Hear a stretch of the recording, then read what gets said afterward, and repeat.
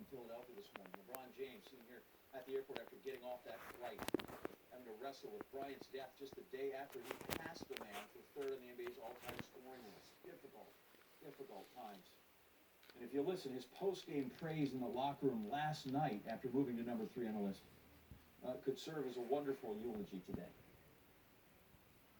When I was a kid, I was in high school, I was growing up through the ranks when Kobe came into the league. He was, it wasn't a dream of mine to come straight, from high school at that point in time to the NBA. But I was like, wow, a 17-year-old, 18-year-old kid being able to make that leap, that's pretty damn cool. And as I started playing more ball and I went into high school, the things that he was doing on the floor, I, admired and wanted to be a part of. I went to ABCD camp. And he came and talked to all the kids that was there, and I happened to be one of the kids that was there, and I was just listening.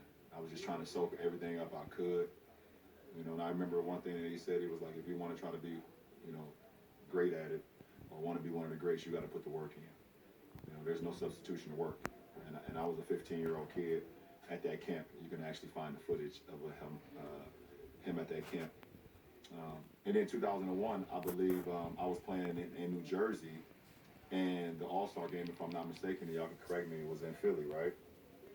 Yeah, that Saturday, me and Maverick drove to the Intercontinental downtown Philadelphia, and he gave me a pair of his shoes, which I ended up wearing that following night.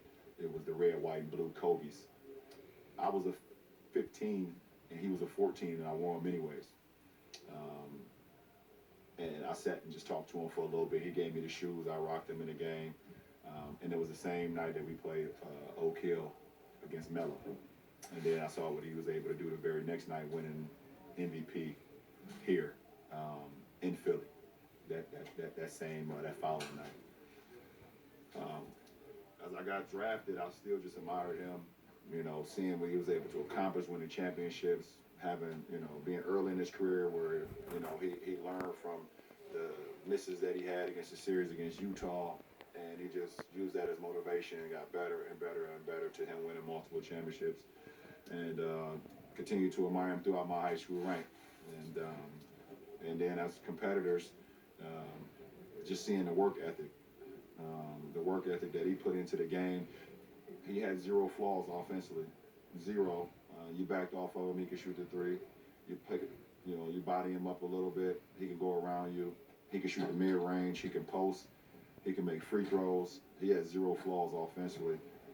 And, that's something that I admired as well, just being at a point where the defense will always be at bay, where they couldn't guard you at all offensively, where you just felt like you was just immortal offensively because of your skill set and your work ethic. We take it down to 2008 when we become the Redeem team. And it was a dream come true for me to be able to line up alongside of him. Just admiring him for so many years, and seeing him from afar, and then being able to be in practices with him, and me watching and learning. So I mean, it's just too much. It's just too much. The story is just too much. It doesn't make sense. And just to make a long story short, now I'm here in the Lakers uniform in Philadelphia, where he's from, where one of the first time I ever met him, gave me his shoes, he won All-Star Week. It's surreal. It doesn't make no sense, but the universe just puts things in your life, and when you live in the right way, or you just giving everything to whatever you're doing, things happen organically, and it's not supposed to make sense, but it just happens. And I'm happy just to be in any conversation with Kobe Bean Bryant, one of the all-time greatest basketball players that ever played, one of the all-time greatest Lakers. The man got 2 jerseys hanging up in Staples Center. It's just crazy. Well, as the day wore on, fans of Kobe Bryant gathered at LA Live right outside the Staples